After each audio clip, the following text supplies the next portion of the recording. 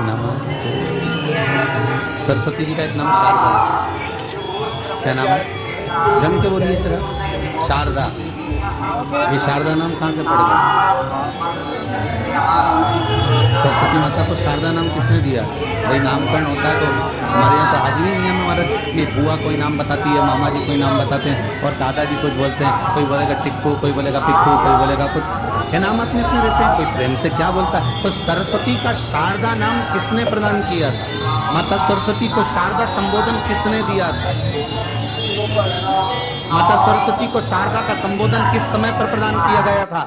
जिस समय पर शंकर और पार्वती भ्रमण पर निकल रहे थे और भगवान ब्रह्मदेव सरस्वती को ढूंढ रहे थे और माता सरस्वती को ढूंढते हुए ब्रह्मा जब भगवान शंकर की साक्षी में पहुंचे हैं, तब भगवान शंकर से ब्रह्मदेव ने कहा, आप कहीं सरस्वती को देखें तो मुझे भेजिएगा, मेरे पास में भेजिएगा। शंकर भगवान ने उसी समय पार्वती से कहा, पार्वती, जैसे एक स्त्री जो पतिव्रता धर्म का पालन करने वाली है, एक नारी पतिव्रता धर्म का पालन करने वाली होती है, पति को परमेश्वर मानने वाली होती है, पति के चरणों का रस्तत्व ग्रहण करने वाली होती है, तो वो पर पुरुष का स्मरण नहीं करती। उसी तरह एक पति जो अपनी अर्धांगिनी के साथ में रहे और अर्धांगिनी के साथ चले तो पर नारी का स्मरण नहीं होना चाहिए। तो एक काम करो पार्वती, तुम उस सरस्वती को बुलाना प्रारंभ करो। अब पार्वती जी ने कहा, सरस्वती तो मेरी बहन जैसी है, सरस्वती तो मेरी सखी जैसी है, अब मैं उसको अगर बुलाऊं, आवाज दूं, अच्छा नहीं लगेगा। तो माता पार्वती जब ढूंढते ढूंढते ढूंढते ढूंढते शंकर भगवान के साथ में भ्रमण करती करती पहुंची, तो क्या देखती हैं माता पार्वती कि एक सरोवर के पास में माता सरस्वती बैठकर सरोवर में अपना मुखाग्रविंद देख रही थी। श्वेत वस्त्र था मेरा माँ का और बड़ी सुंदर गले में माला पहन रखी थी माता सरस्वती ने, और एक सरोवर में माता सरस्वती अपने मुख को जब निहार रही हैं, उस दर्पण के भाव में अपने प्रतिबिंब को देख रही हैं, तब उस समय पर माता पार्वती ने कहा, शारदा, सरस्वती को लगा कि मेरा संबोधन ये किसने कहा। पलट कर देखा, सरस्वती ने कहा, पार्वती तुम?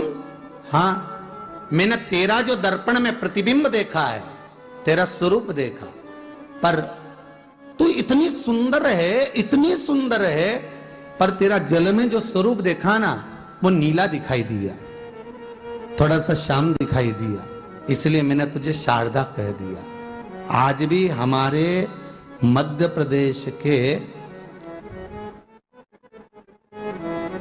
कटनी और सतना के बीच में महियर में आज भी शारदा भवानी विराजमान है।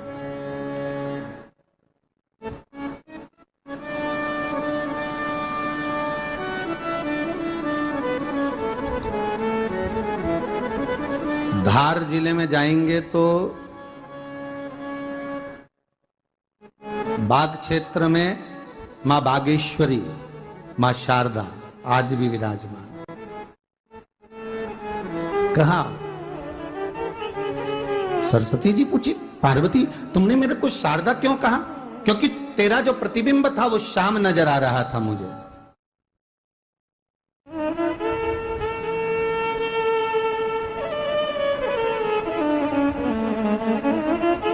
उस प्रतिबिंब को देखकर मैंने तुझे शारदा का संबोधन दिया। तुम्हें ब्रह्मा जी बुला रहे हैं। सरस्वती ने कहा, पार्वती मैया, दीदी, आपने मुझे जो नाम दिया है, जगत के लोग, संसार के लोग मुझे इस नाम से जब पुकारेंगे तो ये शारदा, ये सरस्वती स्वयं उसके कंठ पर, उसके मस्तिष्क पर सदा विराजमान रहेगी, ये शारदा बनकर। इसलिए हमारे स्कूलों में, हमारे काव्य ग्रंथों में, हमारे जो कविगण रात्रि को जो काव्य पाठ करते हैं, कविता का स्मरण करते हैं, वो सरस्वती की वंदना नहीं करते, हे शारदे मां, शारदा की वंदना करते।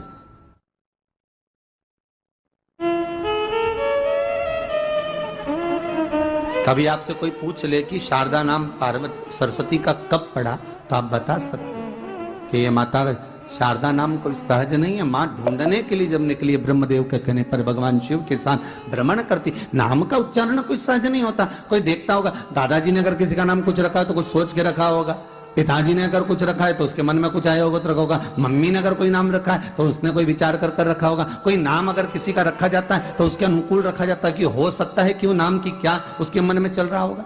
तो शारदा का संबोधन कोई सहज नहीं है। माता सरस्वती का एक नाम शारदा हुआ, इसलिए संबोधन में सरस्वती कम शारदे मां ज्यादा बोला जाता है। आप काव्य पाठ कर लो, नाम जाप कर लो, स्मरण कर लो।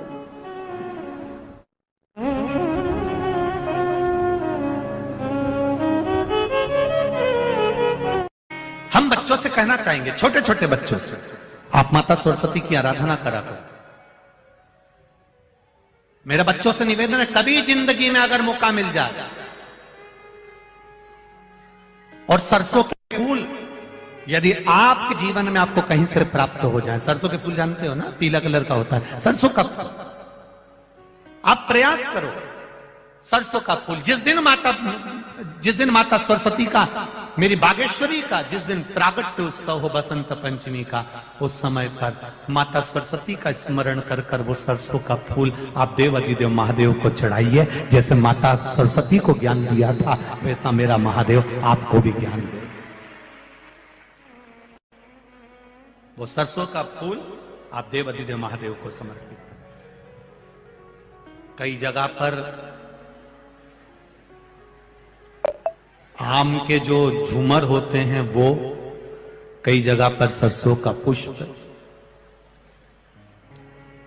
सरसों का फूल वैसे शिव महापुराण के अनुसार अगर अपन देखें तो बड़े रोग में भी कारगर होता है। जिसको कैंसर जैसा रोग हो जाता है या किडनी लीवर जिसका डैमेज हो जाता है, इसके लिए हमने पहले भी कथाओं में वर्णन किया है। बसंत पंचमी का दिन, महाराज सरस्वती का दिन, जिस दिन जो बच्चा पढ़ने में कमजोर होता है उसके हाथ से बसंत पंचमी के दिन सरसों के 31 फूल शंकर जी को चढ़ा दिए जाते हैं तो बच्चा पढ़ने में अव्वल निकल जाता है। उसके बच्चे को कभी नहीं कह सकते कि पढ़ने बैठ, वो खुद बैठेगा। केवल आज बसंत पंचमी का दिन, एक